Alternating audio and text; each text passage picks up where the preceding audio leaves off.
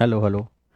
तो हेलो मेरे twelfth warrior, स्वागत है आपका चैलेंजर्स यूनिक क्लासेस की यूट्यूब प्लेटफॉर्म पे। और आज से आपके लिए ऑफलाइन के साथ साथ ऑनलाइन माध्यम यानी यूट्यूब प्लेटफॉर्म पे भी आपको क्लास ट्वेल्थ की कंप्लीट यानी संपूर्ण सिलेबस पढ़ने को मिलेगी।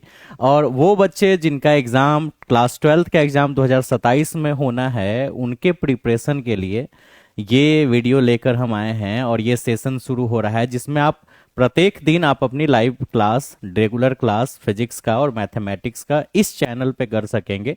फिर हमारी चैनल अगर ग्रोथ रही, आपका प्यार बना हुआ रहा है, तो डेफिनेटली फिर आगे चल के और भी सब्जेक्ट्स हम लाएंगे, बाकी टीचर को भी यहाँ पे जोड़ा जाएगा। तो बस आपका प्यार और सपोर्ट बना रहे, है ना। तो चलो हम लोग शुरुआत करते हैं आज का सेशन। देखो, फिजिक्स में हमें जो है वो क्लास ट्वेल्थ में दो बुक दिया गया है, पार्ट वन और पार्ट टू। तो सबसे पहले हम आपको पार्ट टू से टॉपिक शुरू करेंगे, क्योंकि पार्ट वन जो है उसमें करंट यानी विद्युत की थ्योरी पढ़नी है, विद्युत वाली टॉपिक, विद्युत चुंबकत्व, इन्हीं सब चीज़ों के बारे में जानना है। और उसके लिए ना मुझे मैथ्स में कैलकुलस की कुछ नॉलेज होनी चाहिए। और अभी तक आप कैलकुलस में डिफरेंशिएशन तो आप क्लास 11 में थोड़ा बहुत पढ़े भी होंगे, बट इंटीग्रेशंस आप नहीं पढ़े होंगे। ऐसे क्लास 11 के फिजिक्स में थोड़ा बहुत पढ़ना था, बट आपको कैलकुलस की डिटेल नॉलेज नॉलेज चाहिए करेंट यानी विद्युत के चैप्टर को पढ़ने के लिए।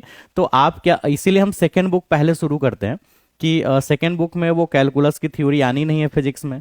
तो जब तक सेकेंड बुक हमारा खत्म होगा और फर्स्ट बुक स्टार्ट होने का समय आएगा, आप मैथ्स में कैलकुलस पढ़ चुके होंगे, तो आपको बहुत आसान तरीके से हर टॉपिक समझ में आएगा। तो चलो शुरुआत करते बेटा, एकदम ध्यान से प्यार से पढ़ना है, बहुत डिटेल नॉलेज हम आपको देंगे। चलिए शुरुआत करते हैं, ठीक है। तो हमें जो है सेकेंड बुक में जो सबसे पहले टॉपिक पढ़ना है बेटा, वो है प्रकाशिकी। प्रकाशिकी, हालांकि जब आप यहाँ पे देखेंगे तो यहाँ पे आपको किरण प्रकाशिकी का नाम दिख रहा होगा, इंग्लिश में इसको रे ऑप्टिक्स बोलते हैं। बट यहाँ पे कुछ बातें समझनी है ना, कि भाई हमको सबसे पहले किरण प्रकाशिकी पढ़ना है।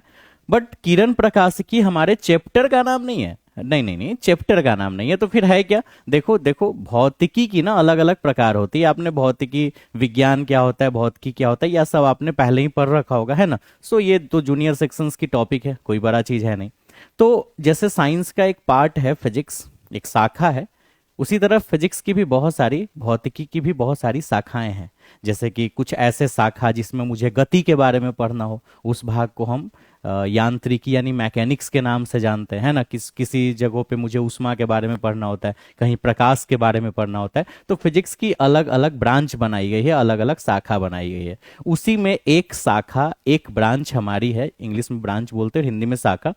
जो हमारी शाखा है वो है प्रकाशिकी, जिसको इंग्लिश में ऑप्टिक्स के नाम से जानते हैं, ठीक है। तो फिलहाल हमारी लेसन्स भी जो है वो पहली लेसन ये शुरू होगी, प्रकाश का परावर्तन और अपवर्तन, reflection and refraction of light. हालांकि आपने क्लास 10th में भी पढ़ा था, बट यहाँ पे आप बहुत डिटेल में पढ़ोगे। बट अभी तो ये बाद में शुरू होगा ये लेसन। उससे पहले हम जानेंगे बेटा कि प्रकाशिकी यानी ऑप्टिक्स क्या है ना। तो बहुत सिंपल सी कहानी है। प्रकाशिकी यानी ऑप्टिक्स भौतिकी की एक ऐसी शाखा है जिसमें हमें प्रकाश से संबंधित पदों का अध्ययन करना है। अब चाहे प्रकाश से संबंधित बात जो भी हो, है ना, प्रकाश के गुण क्या हैं, प्रकाश कहते किसे हैं, प्रकाश का चरित्र क्या है, प्रकाश किसी माध्यम में कैसे गमन करता है, या प्रकाश से संबंधित और भी बातें। तो प्रकाश से संबंधित जो भी चीज है उनके बारे में अध्ययन भौतिकी के जिस शाखा में किया जाता है, उसी शाखा को प्रकाशिकी कहते हैं, जिसे ऑप्टिक्स के नाम से इंग्लिश में जाना जाता है। सो इंग्लिश मीडियम के लिए भी ये हम जल्द ही वीडियो शुरू करेंगे। अभी तो फिलहाल ये हिंदी मीडियम के लिए। तो बेटा समझ गए होगे, डिफिनीशंस आपके सामने है। प्रकाशिकी भौतिकी की एक ऐसी शाखा है जिसमें हम प्रकाश, इसके गुण, इनसे संबंधित घटनाओं का अध्ययन करते हैं। यानी प्रकाश से संबंधित जो भी चीज है हम यहाँ पे अध्ययन करते हैं। बेटा काम की चीज ये है कि प्रकाशिकी को ना दो भाग में बांटा गया। तो अभी आपने सुना था किरण प्रकाश के पीछे लिखा हुआ था। तो प्रकाशिकी को दो भाग में बांटा गया है, एक है हमारी किरण प्रकाश की और एक है हमारी तरंग प्रकाश की। तो यहाँ पे इसके दो भाग है, जो कि हम आपको प्रकाशिकी के दो प्रकार, टाइप्स ऑफ ऑप्टिक्स, सो आप यहाँ पे देख सकते हैं, ठीक है। हम यहाँ पे नाम मेंशन करें बेटा। तो पहली भाग जो है वो हमारी किरण प्रकाशिकी है, किरण प्रकाशिकी। पहली भाग हमारी किरण प्रकाशिकी है, ठीक है। किरण प्रकाशिकी को हम, ध्यान दीजिएगा, किरण प्रकाशिकी को हम ज्यामितीय प्रकाशिकी के नाम से भी जानते हैं। ज्यामितीय प्रकाशिकी, किरण प्रकाशिकी या ज्यामितीय प्रकाशिकी, इंग्लिश में अगर हम बात करें बेटा, ठीक है, तो क्या हो जाएगा, इसको हम लोग रे ऑप्टिक्स या फिर ज्योमेट्रिकल ऑप्टिक्स के नाम से जानते हैं। ज्योमेट्रिकल ऑप्टिक्स, तो इंग्लिश में हम इसे ये बोल सकते हैं, है ना। इंग्लिश मीडियम बच्चों को तो सिर्फ इंग्लिश में ही जानना होता है, बट हिंदी मीडियम बच्चों को हिंदी और इंग्लिश दोनों में जानना है, क्योंकि जब आगे आप इंटरमीडिएट करके जब आप ग्रेजुएशन या फिर बीटेक वगैरह या इंजीनियरिंग वगैरह कुछ भी करते हैं, सो वहाँ पे आपको इंग्लिश की जरूरत होगी, क्योंकि वहाँ इंग्लिश मीडियम ही होगा ना। ठीक है, आगे देखिए कि क्या हो रहा है, एक मिनट। ठीक है, किरण प्रकाश की जो दूसरा भाग है बेटा, वो थोड़ा यहाँ पे ला दे। दूसरी जो भाग है उसे हम तरंग प्रकाशिकी के नाम से जानते हैं। तरंग प्रकाशिकी, ठीक है। तरंग प्रकाशिकी को हम भौतिक प्रकाशिकी भी कहते हैं। भौतिक प्रकाशिकी, तो तरंग प्रकाशिकी को हम भौतिक प्रकाशिकी भी कह सकते हैं। इंग्लिश की अगर बात करें तो इसे हम इंग्लिश में वेव ऑप्टिक्स के नाम से जानते हैं। वेव ऑप्टिक्स, या फिर हम इसे फिजिकल ऑप्टिक्स भी बोलते हैं। वेव ऑप्टिक्स या फिजिकल ऑप्टिक्स, सही है बात, ठीक है। तो प्रकाशिकी, कुल मिला के आपने क्या समझा कि प्रकाशिकी क्या है, विज्ञान की या भौतिकी की एक ऐसी शाखा जिसमें हम प्रकाश से संबंधित पद, उसके गुण, उससे संबंधित घटनाएं, यही सब चीजों को पढ़ते हैं। इसको दो भाग में बांटा गया है, एक हमारी किरण प्रकाशिकी हो गई और दूसरी तरंग प्रकाशिकी। किरण प्रकाशिकी को हम ज्यामितीय प्रकाशिकी भी बोल सकते हैं और तरंग प्रकाशिकी को भौतिक प्रकाशिकी भी कह सकते हैं। बाकी इसका इंग्लिश नाम यहाँ पे लिखा हुआ है। उम्मीद है आपको यहाँ तक समझ में आ गया होगा, है ना। कमेंट्स में आप जरूर बताएंगे कि आपको समझ में आ गया, तो बिल्कुल ठीक है। तो हम आगे बढ़ें, ये सब पीडीएफ जो है वो आपको टेलीग्राम पे मिल जाएगा। सो आपको हम लास्ट में अपना नंबर बताएंगे, वहां से आपको टेलीग्राम ज्वाइन कर लेना है। आगे बढ़ते हैं, ठीक है, ठीक है, बहुत बढ़िया। तो इसके दो प्रकार होते हैं, प्रकार तो हमने लिख लिया, ठीक है। हम्म, ठीक है। तो अब बात करते हैं कि किरण प्रकाशिकी क्या है। तो देखो बेटा, किरण प्रकाशिकी की अगर बात करें ना, तो इसमें हमें प्रकाश के कणिका सिद्धांत के बारे में पढ़ना है। बट कणिका सिद्धांत क्या होता है वो सब हम लोग डिटेल जानेंगे। प्रकाशिकी की दो भाग है, किरण प्रकाशिकी और तरंग प्रकाशिकी, जिसमें किरण प्रकाशिकी में हमें कणिका सिद्धांत पढ़ना होता है। कणिका, हालांकि इस थ्योरी को न्यूटन दिए थे, जो कि आगे एक्सप्लेन करेंगे। तो कणिका सिद्धांत, प्रकाश के कणिका सिद्धांत के बारे में अध्ययन करना होता है। और मजे की बात यह है कि इसमें सिर्फ प्रकाश के परावर्तन और अपवर्तन जैसे घटनाओं की ही व्याख्या होती है। सिर्फ दो घटना, परावर्तन और अपवर्तन जैसी घटनाओं की व्याख्या होती है। सो आप यहां देख सकते हैं प्रकाशिकी की एक ऐसी शाखा जिसमें हम प्रकाश के कणिका सिद्धांत का अध्ययन करते हैं। इस शाखा में प्रकाश के केवल दो ही घटना, परावर्तन और अपवर्तन का व्याख्या होता है, ठीक है। यानी कि सबसे पहला बात इसमें याद रखना है कि इसमें कणिका सिद्धांत का अध्ययन होता है, और दूसरी बात आपको यह याद रखना है कि परावर्तन और अपवर्तन का व्याख्या होता है इस घटना में, ठीक है। कुछ नोट पॉइंट, हालांकि न्यूटन्स का जो कणिका सिद्धांत है,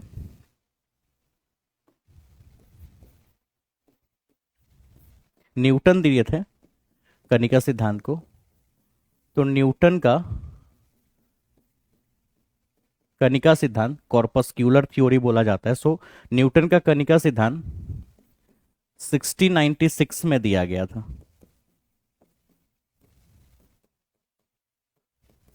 बाद में चल के कुछ नियम में बदलाव आया, तो वो हम लोग देखेंगे। तो न्यूटन का कणिका सिद्धांत 1696 में दिया गया था बेटा, ठीक है।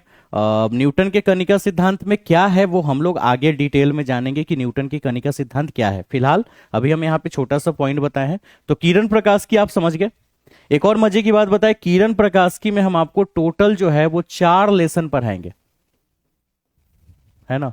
टोटल 4 लेसन हम आपको पढ़ाएंगे, और तरंग प्रकाश की में 3 लेसन, यानी टोटल हम आपको प्रकाश का 7 लेसन पढ़ाएंगे, जो कि बहुत डिटेल और बहुत बड़े सेक्शंस में पढ़ाया जाएगा।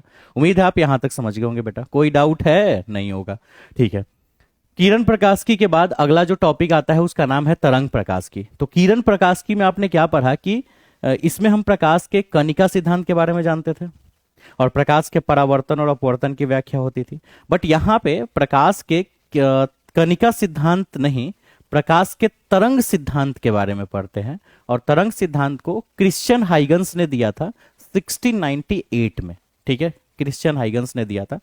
तो क्रिश्चियन हाइगन्स जो हैं उन्होंने अपने तरंग सिद्धांत में क्या बातें बताई, जब हम एक स्पेशल टॉपिक बताएंगे जिसमें लिखा होगा कि प्रकाश का तरंग सिद्धांत क्या है, तो वहां पे डिटेल बताएंगे। तो अभी आप सिर्फ यहाँ पे तरंग प्रकाशिकी में ये जानो कि प्रकाशिकी की एक ऐसी शाखा जिसमें हम प्रकाश के तरंग सिद्धांत का अध्ययन करते हैं, कणिका सिद्धांत नहीं, तरंग सिद्धांत का अध्ययन करते हैं। इस शाखा में प्रकाश के दो घटनाओं, परावर्तन और अपवर्तन तो होता ही है, इसके अलावा प्रकाश की और घटनाओं की व्याख्या होती है, व्यतिकरण, विवर्तन, ध्रुवन। हालांकि ध्रुवन एक ऐसी घटना है जो तरंग सिद्धांत में भी हाइगेंस द्वारा नहीं हुआ था। हालांकि तरंग सिद्धांत को दिए क्रिश्चियन हाइगेंस ही थे।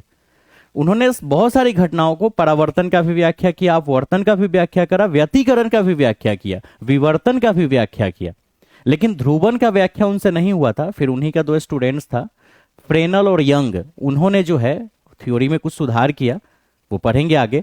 और उन्होंने फिर एक और प्रकाश की घटना दे दी जिसका नाम था प्रकाश का ध्रुवन। क्लास 10th तक आपने प्रकाश का परावर्तन और अपवर्तन ही पढ़ा होगा, बट परावर्तन और अपवर्तन के अलावा भी घटनाएं होती है जैसे व्यतिकरण, विवर्तन, जो आप क्लास 12th में आप पढ़ोगे। सो आप पढ़ोगे क्या होता है। तो प्रकाशिकी की एक ऐसी शाखा जिसमें हम प्रकाश के तरंग सिद्धांत का अध्ययन करते हैं, साथ में इस शाखा में प्रकाश के दो घटनाओं, परावर्तन और अपवर्तन के साथ साथ अन्य घटना जैसे व्यतिकरण, विवर्तन और ध्रुवन की भी व्याख्या करते हैं। तो ध्रुवन की व्याख्या भी हुई तरंग सिद्धांत में ही, बट क्रिश्चियन हाइगन्स ने नहीं किया, वो फ्रेनल तथा यंग ने किया। ठीक है, नोट पॉइंट। तरंग सिद्धांत को क्रिश्चियन हाइगेंस द्वारा 1698 में दिया गया।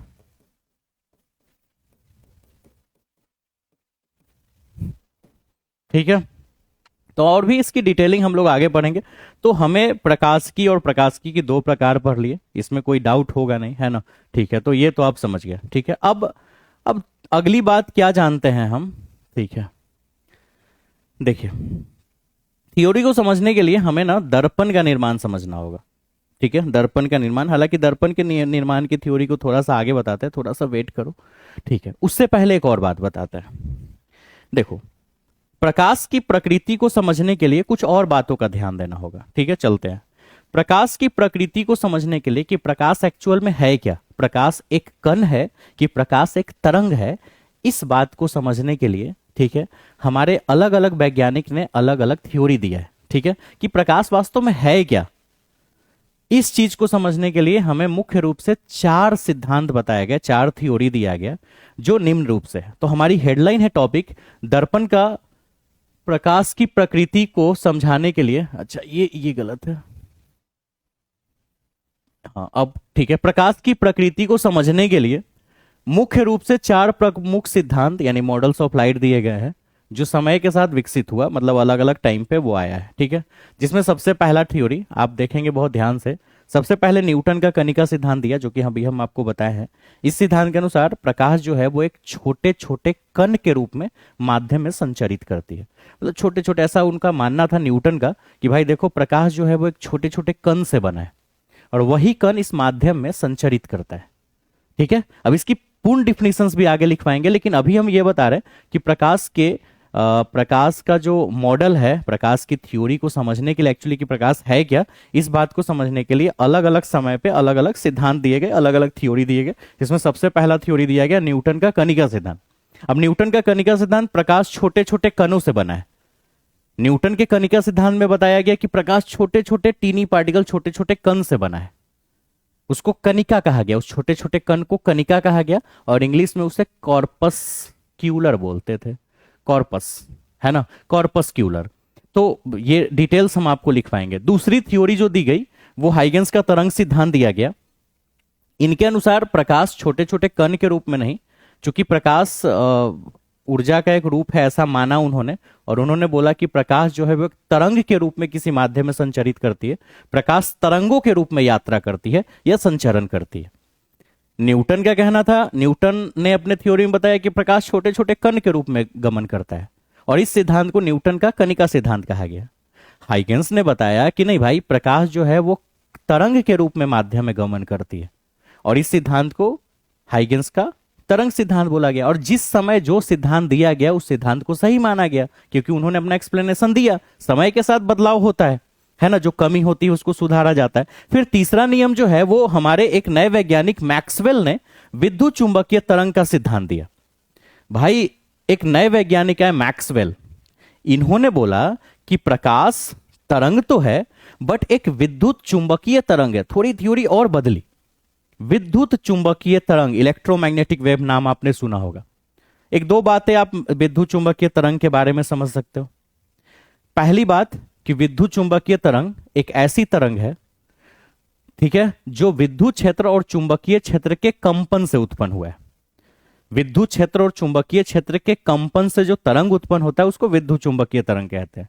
दूसरी बात विद्युत चुंबकीय तरंग के बारे में यह जान सकते हो कि एक ऐसी तरंग जो निर्वात में भी गमन कर सकता है। कहने का मतलब ये कि उस तरंग को गमन करने के लिए किसी भी माध्यम की आवश्यकता नहीं है। हालांकि हर तरंग को गमन करने के लिए, बहुत सारी तरंगों को गमन करने के लिए माध्यम की आवश्यकता है। जैसे ध्वनि, ध्वनि तरंग है, बिना हमारे और आपके बीच से हवा हटा दिया जाए तो हम कितना भी कस के चिल्लाए आपको आवाज नहीं सुनाई देगा। बट प्रकाश जो है वो हमारे और आपके बीच हवा हो या न हो, रहे तो भी ठीक है, माध्यम हो तभी ठीक है, नहीं हो तो भी चलेगा, तभी संचरण करेगा, तभी गमन करेगा। तो विद्युत चुंबकीय तरंग के बारे में दो बातें। पहली, ये विद्युत क्षेत्र और चुंबकीय क्षेत्र के कंपन से बना है, और दूसरी बात, ये निर्वात में भी गमन कर सकता है। तो न्यूटन के कणिका सिद्धांत और हाइगेंस के तरंग सिद्धांत के बाद फिर अगला एक वैज्ञानिक है जिनका नाम था मैक्सवेल। मैक्सवेल ने अपना विद्युत चुंबकीय तरंग सिद्धांत दिया, जिसमें उन्होंने बताया कि भाई प्रकाश जो है वो एक विद्युत चुंबकीय तरंग है। और विद्युत चुंबकीय तरंग क्या है तो अभी हमने एक्सप्लेन किया। और फिर अंत में एक और वैज्ञानिक है जिनका नाम था मैक्सवेल का क्वांटम सिद्धांत। ठीक है, सही है, हाँ, मैक्सवेल का विद्युत चुंबकीय क्वांटम सिद्धांत, नहीं यहां पे,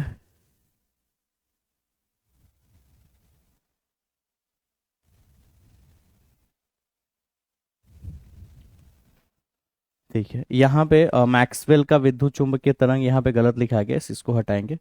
एक थ्योरी है बेटा जिसका नाम है क्वांटम सिद्धांत।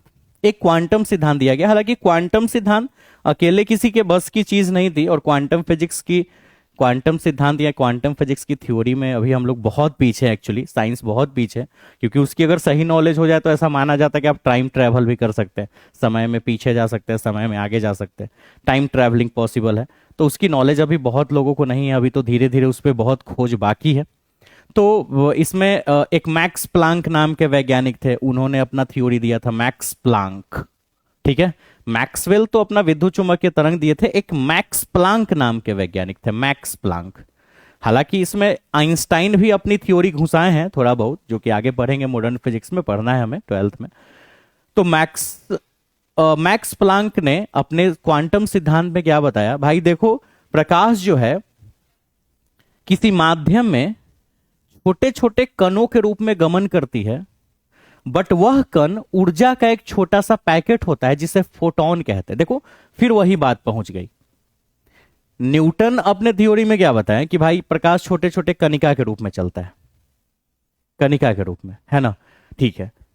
फिर ये क्रिश्चियन हाइगेंस बोल दिया कि नहीं नहीं कणिका नहीं, तरंग के रूप में चलता है। फिर उसमें थोड़ा और सुधार हुआ। क्रिश्चियन हाइगेंस जो है, जब आप पूरी डिटेल पढ़ोगे तो हाइगेंस ने बता दिया था कि प्रकाश तरंग के रूप में तो चलता है, बट प्रकाश एक अनुदैर्ध्य तरंग है। बट उसको एक्सप्लेन करके फिर बताया गया कि नहीं नहीं नहीं, प्रकाश जो है वो एक अनुप्रस्थ तरंग है। फ्रेनल तथा यंग नामक वैज्ञानिक ने इस थ्योरी को बताया, ठीक है, जो कि अभी हम आपको लिख के दिखाएंगे। उसके बाद फिर आगे आया कि नहीं, प्रकाश अनुदैर्ध्य अनुप्रस्थ तरंग तो है, साथ में वो एक विद्युत चुंबकीय तरंग भी है। लेकिन ये तरंग की बातें हो रही थी, तरंग की बातें हो रही थी। कुछ समय बाद फिर से वही कहानी शुरू हो गई। लोगों का मानना था कि ये तरंग है, कण नहीं। और फिर मैक्स प्लांक आके फिर ने उन्होंने बता दिया कि प्रकाश छोटे छोटे कणिकाओं से ही बना है। बट वो कण एक नॉर्मल कण नहीं होता है, वो कण ऊर्जा का एक पैकेट होता है जिसे हम फोटोन कहते हैं, फोटोन। ठीक है, सो यहां पे आप लिखा हुआ देख सकते हैं, प्रकाश कणों, फोटोन और तरंग दोनों के रूप में व्यवहार करता है।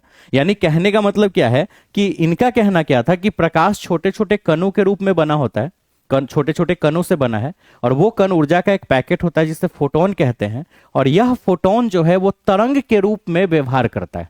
बना ये छोटे छोटे कण से ही है, लेकिन इसका व्यवहार तरंग की तरह है। और ये कण है कैसा? तो ये कण जो है वो ऊर्जा से भरा हुआ है, ऊर्जा का एक पैकेट है, और इसका नाम फोटोन रखा गया। ठीक है, तो ऐसे ऐसे लाइट की अलग अलग थ्योरी दी गई, और फिर हम लोग उसी थ्योरी को फिर आज अच्छे तरीके से पढ़ पाते हैं। ठीक है, तो ये एक्सप्लेनेशंस, इसको फिर आप लिख लोगे। इसके बाद एक और बात हम समझेंगे।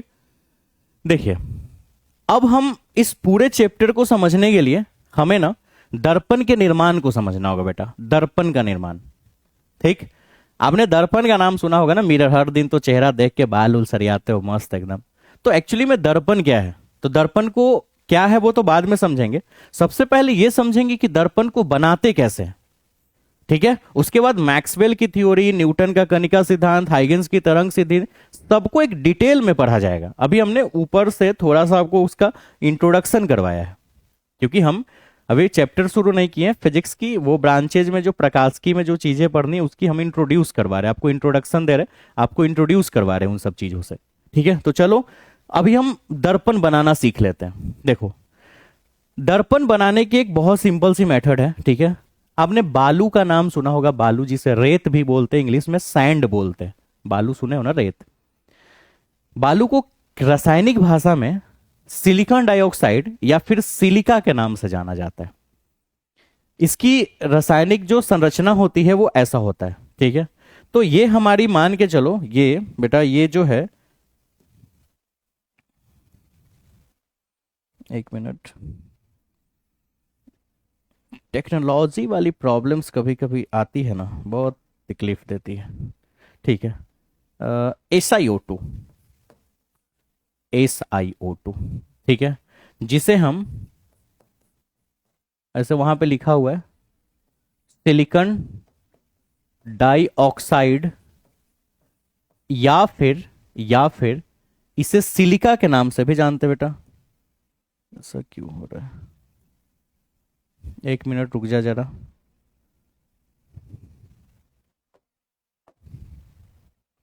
ठीक है, सिलिकॉन डाइऑक्साइड या फिर इसे सिलिका के नाम से जाना जाता है। ठीक है, अब करना क्या, जैसे ये समुद्र के किनारे ये बालू है। ठीक है, अब जैसे एग्जाम्पल में तुम्हें समझना क्या बेटा, मान लो तुम्हारे पास ये, हमारे पास एक रेत है, रेत है SiO2 यानी सिलिकॉन डाइऑक्साइड। ठीक है, ये ऐसे क्यों हो रहा है,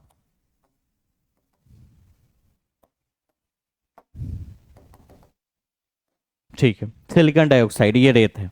हमको करना क्या है, इसको 2000 डिग्री सेल्सियस पे, 2000 डिग्री सेल्सियस टेम्परेचर पे, 2000 डिग्री सेल्सियस तापमान पे इसको मेल्ट करवाना होता है। बालू बनाने की बहुत सिंपल तरीका है, हमें क्या करना है कि रेत लेना है, बालू, उसको 2000 डिग्री सेल्सियस पे मेल्ट करवाना है। मेल्ट करवाने के बाद बेटा वो ना एक लिक्विड फॉर्म में या फिर जेल फॉर्म में भी मान सकते हो, प्योर लिक्विड ना हो गया, थोड़ा जेली टाइप है ना, जेल मतलब लिक्विड से थोड़ा गाढ़ा, लिक्विड SiO2 में ये कन्वर्ट हो जाता है। जैसे ही लिक्विड SiO2 में ये कन्वर्ट हो, ठीक है, तो हमको क्या करना होता है, फिर इसे फ्रीज करना होता है। फ्रीज का मतलब जमाना, और तब तक जमाते हैं जब तक ये पूरी तरह से कठोर और हार्ड ना हो जाए। हालांकि उससे पहले हम इसको जिस सांचा में रखना चाहे रख सकते हैं, क्योंकि अगर जब लिक्विड फॉर्म में बदल गया तो उसको आप किसी भी रूप में रख दो, किसी भी बर्तन में रख दो, किसी भी वेसल में रख दो, वो उसका आकार बना लेगा। तो सिलिकॉन डाइऑक्साइड को यानी कि बालू को हम 2000 डिग्री सेल्सियस तापमान पे गर्म करके उसको जेल या लिक्विड फॉर्म में बदलेंगे, फिर उसको जमाएंगे। जमाने के बाद जब वो बन के तैयार होगा, वो बन के तैयार बेटा ग्लास होगा, ग्लास यानी कांच। वही तो कांच बन गया ना, वही कांच बन गया। कांच तो देखा ही होगा आपने, ग्लास जिसको इंग्लिश में बोला जाता है। और फिर अब इस कांच को ना, अब इस कांच को, ठीक है, वन साइडेड, एक साइड से मेटॉलिक पेंट चढ़ा देंगे। मेटॉलिक पेंट, एक साइड से हम इस पर मेटॉलिक पेंट चढ़ा देंगे। तो जो हमारा बन के तैयार होगा वही हमारा बन के तैयार हो जाएगा मिरर। तो बहुत सिंपल तरीका है।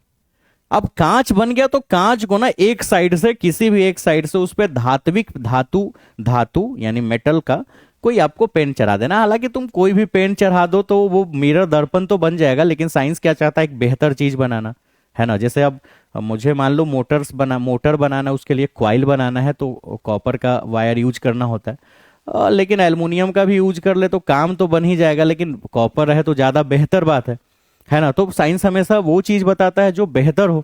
तो हमें क्या करना है कि मेटॉलिक पेंट अगर चढ़ाएंगे तो जो इमेज हमारी है वो बेहतर शार्प इमेज बनेगी, चमकीला इमेज बन पाएगी। सो इसलिए हम मेटॉलिक पेंट चढ़ाते हैं। तो बहुत सिंपल है। सिलिकॉन डाइऑक्साइड यानी बालू। एक बात तो ये समझ गए कि बालू को रासायनिक भाषा में सिलिकॉन डाइऑक्साइड या सिलिका बोला जाता है, SiO2। इसकी रासायनिक सूत्र ये होती है, रासायनिक संरचना ये होता है, नाम ये होता है रासायनिक नाम। और नॉर्मल नाम तो आपको पता ही है, बालू, रेत, इंग्लिश में सैंड। 2000 डिग्री सेल्सियस तापमान पे इसको गर्म करके लिक्विड या जेल फॉर्म में बनाते हैं, फिर जमाते हैं, ये ग्लास बनता है और फिर इसको वन साइड पेंट कर देते हैं, ये मिरर बन जाता है। दर्पण तो बन गई, बनी, समझ में आया, कोई दिक्कत नहीं है। जब दर्पण बन गई, ठीक है, तो ये ठीक है। जब दर्पण बन गया तो दर्पण की टाइप्स बनाई गई। तो बड़ा अब यहां पे ध्यान से समझोगे। जब लिक्विड फॉर्म में बदला तो दर्पण को दो तरह की आकृति दी गई, क्योंकि अगर जब लिक्विड फॉर्म में बदल गया तो उसको जिस सांचा में रख के जमा दोगे वो वैसा बन जाएगा, कोई दिक्कत नहीं है, ये तो नॉर्मल सी बात है। तो हमने इसका दो आकृति दिया। एक खोखला गोला बनाया, कांच का एक खोखला गोला। खोखला मतलब जैसे कि गेंद है, कॉस्को का गेंद या फिर प्लास्टिक का गेंद, अगर उसको गोल है चारों तरफ से, स्फेरिकल है, बट उसको बीच से काटो तो खाली निकल जाएगा। उसको हम लोग उसमें कटोरे में पानी भी रख सकते हैं। सो खोखला गोला होना चाहिए। तो हम क्या करेंगे कि एक क्या करेंगे, कांच का एक खोखला गोला बनाए और एक कांच का एक समतल सतह बनाए, मतलब एकदम समतल, समतल कांच बना दिए। खोखला गोला जो था उसको बीच से काट दिए। तो काटने के बाद मान लो कटोरे जैसा दो रूप ले लेगा। उसमें से एक कटोरे वाले भाग को बाहर से हमने कलर कर दिया, ये वाली भाग। अब बाहर से जैसे हमने ये कलर किया, ये हमारी बन के तैयार हो गई अवतल दर्पण, यानी कॉनकेव मिरर। और इसी का जो दूसरा भाग बचा, क्योंकि तो बन चुका है अवतल दर्पण, इसका जो दूसरा भाग है, इसमें बाहर से कलर किया था ना, बाहर वाले पार्ट को, उभरे हुए भाग को, यहाँ गड्ढा वाला भाग, अंदर वाले भाग को कलर कर देंगे, ये हमारी उत्तल दर्पण बन गई। और जो समतल वाली भाग थी उसको हम, समतल भाग है तो किसी भी तरह, इधर या इधर, किसी भी एक भाग तरफ, किसी भी एक तरफ कलर कर दिया, इधर या इधर, समतल दर्पण बन गया। तो इस तरह से दर्पण की मुख्य रूप से दो प्रकार बनाई गई। एक गोलीय दर्पण, क्योंकि वो खोखले गोला से बना था, और एक समतल दर्पण। तो यहां देखेंगे दर्पण की दो प्रकार, है ना। एक हमारी समतल दर्पण, ठीक है, और एक हमारी गोलीय दर्पण। समतल दर्पण को इंग्लिश में प्लेन मिरर और गोलीय दर्पण को इंग्लिश में स्फेरिकल मिरर कहेंगे। अब गोलीय दर्पण चूंकि दो टुकड़ा बना, एक में हम बाहर से कलर किए, है ना, पेंट किए, और एक में अंदर से पेंट किए, सो इसका दो भाग बना। इसका दो भाग, एक अवतल दर्पण और एक उत्तल दर्पण, कॉनकेव मिरर और कॉन्वेक्स मिरर, ठीक है। और ये हमारी समतल दर्पण हो गई। नॉर्मली हम थोड़ा सा, ये कांच का सतह हो गया और पीछे में ये जो है वो ग्रीन कलर का हमने पेंट लगाया। आप ऐसे भी लगा सकते हो, जैसे कि ये समतल दर्पण सीधे बना दिए और ऐसे ऐसे पीछे पीछे कलर कर दिए। अवतल दर्पण ये हमारी भाग हो गई और पीछे में ग्रीन कलर से हमने पेंट किया, ऐसा इंडिकेट किया। नहीं तो फिर आप ऐसे बना लो, ऐसे करके पीछे जो है वो ऐसे से कलर कर लो।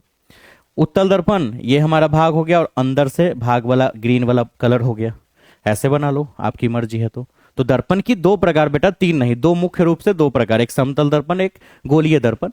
समतल दर्पण तो समतल दर्पण है, गोलीय दर्पण की दो प्रकार, फिर अवतल दर्पण और उत्तल दर्पण। तो इस तरह से दर्पण। लाइव दर्पण अगर आप देखना चाहते हैं तो कुछ ऐसा पिक्चर्स आपको दिख रहा होगा। अगर आप बेटा इसकी बात करो, ये हमारी, सबसे पहले ये हमारी समतल दर्पण है, समतल दर्पण यानी कि प्लेन मिरर। ये हमारी प्लेन मिरर है। रिकॉर्डिंग चल रहा है, हाँ। तो प्लेन मिरर है, देखो आप इसमें देख लो, जैसे जैसी मोमबत्ती है, एग्जैक्टली मोमबत्ती वैसी ही दिख रही है। तो ये समतल दर्पण। बाकी आगे बढ़ेंगे प्रतिबिंब का निर्धारण का नियम। अगर आप बात करो इसकी, तो ये हमारी बेटा अवतल दर्पण है, क्योंकि उल्टा इमेज दिखा रहा है, अवतल दर्पण।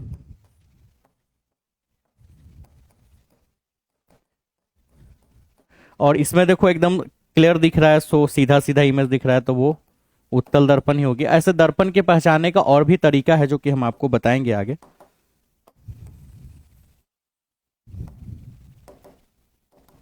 आज कोई तो नजर लगा दिया है। कभी कभी ऐसा होता है, ऐसा तो कभी होता नहीं था। ठीक है, तो उत्तल दर्पण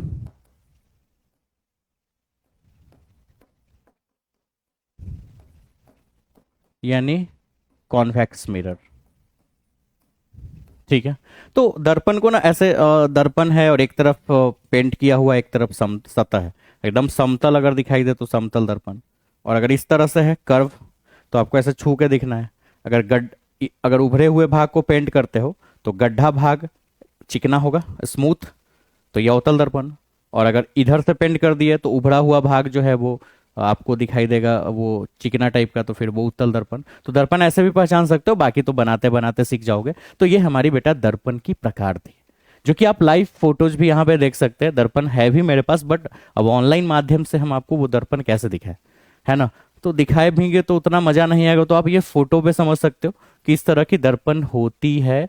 और फिलहाल आज की क्लास यहीं खत्म हो रही है, ठीक है। मजा जरूर आया होगा आपको, और आपको मजा आया तो कमेंट्स करो, और अपने दोस्त को जरूर जोड़े जो क्लास 12th में है और जिनको एक बेहतर पढ़ाई करना है ना। इस चैनल को प्यार देना है, और मुझे भी, ठीक है। चलो, तो फिलहाल ये होमवर्क्स में आपको क्या करना है, ये हमारी चैलेंजेस बॉय है बेटा, चैलेंजेस बॉय बड़ी चालू है। वो हंसता है उस बच्चों पे जो होमवर्क नहीं बनाते, तो होमवर्क जरूर बनाना है। और होमवर्क्स में क्या करना है, तो नेक्स्ट क्लास में आप रिवीजन करके आएंगे, यानी सारा टॉपिक पढ़ लेंगे, तब आपको नेक्स्ट क्लास की टॉपिक समझ में आएगी। तो उम्मीद है आपको बहुत मजा आया होगा आज के सेशंस को पढ़ के। और ये डेली क्लास के लिए आपको जो पीडीएफ चाहिए उसके लिए कांटेक्ट करना है मुझे, व्हाट्सअप नंबर या टेलीग्राम नंबर, यही नंबर है मेरा, 9155505959। तो आप आराम से इस नंबर पे मुझे मैसेज करें, अपनी नाम और डिटेल्स भेजें, मैं आपको ग्रुप में ज्वाइन कर देंगे, और फिर आप पीडीएफ वहां पे पा लें, ठीक है। तो बहुत आराम से आप एक बार नंबर लिख लें यहाँ से,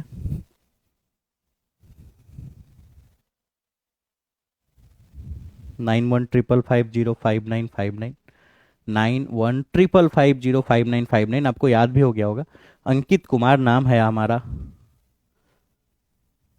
ठीक है। तो चलिए बेटा, आप अपना ख्याल रखिए, मिलते हैं नेक्स्ट सेशन में इसी तरह से, इसी जोश के साथ। Bye bye.